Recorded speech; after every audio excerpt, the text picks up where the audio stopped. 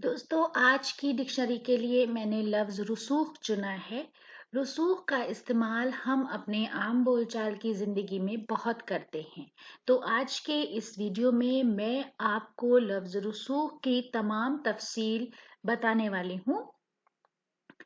साथ ही साथ हम ये देखेंगे कि लफ्ज़ रसूख को हम आम बोलचाल की ज़िंदगी में किस पर्टिकुलर लफ्ज़ से रिप्लेस करते हैं।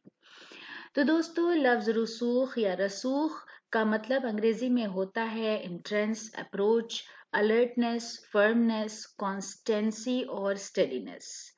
हिंदी में इसे हम प्रवेश, पैठ, प्रेम व्यवहार, मेल जोल, जानकारी, दक्षता और कुशलता के अल्फाज से समझ सकते हैं।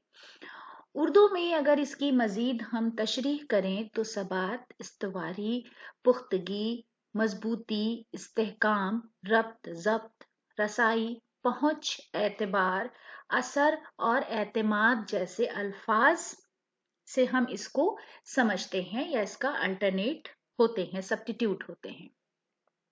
दोस्तों, रसूख के लिए एक दिलचस्प बात है कि हम अपनी आम बोलचाल में सुनते हैं या कभी-कभी इस्तेमाल भी करते हैं कि मेरा बड़ा सोर्स है।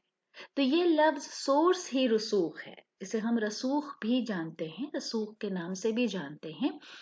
तो रसूख और रसूख का मतलब है इस्बात, इस्तवारी, पुख्तगी, मजबूती, इस्तेहकाम, रब्त, ज़ब्त, रसाई, पहुंच, एतबार, असर और एतमाद। हिंदी में प्रवेश, पैठ, प्रेम व्यवहार, मेल जोल, जानकारी, दक्षता और कुशलता। अंग्रेजी में entrance, approach, alertness, firmness, constituency और स्टडीनेस जैसे अल्फाज इसके इक्वलेंट्स हैं।